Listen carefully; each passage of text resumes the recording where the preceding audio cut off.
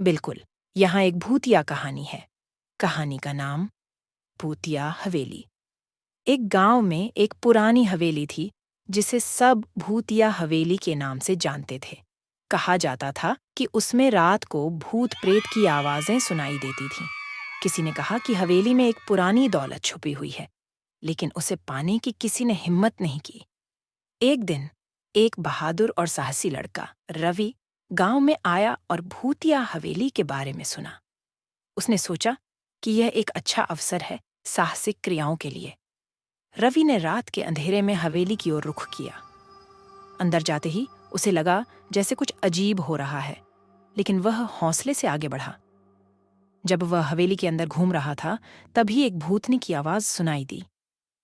लेकिन रवि ने अपने आप को हिम्मत दी और उस भयानक आवाज के पीछे गया। उसने हवेली के कोने में एक पुरानी अलमारी ढूंढी और उसमें कुछ पुराने कागज मिले। उन कागजों में लिखा था कि यह अलमारी में एक पुरानी कहानी छुपी हुई है।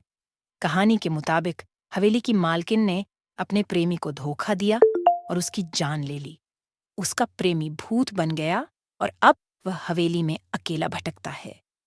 रवि ने समझा कि भूतिया हवेली की सच्चाई क्या है।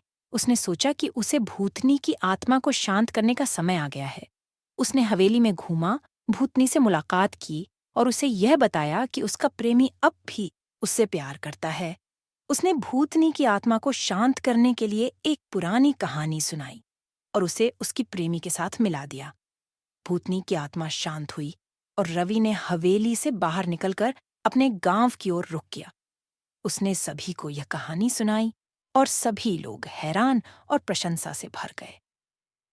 भूतिया हवेली अब एक भयानक कहानी की जगह, एक प्रेम कहानी की जगह बन गया। यह थी भूतिया हवेली की कहानी, जिसमें प्रेम और पराक्रम का एक बार की बात है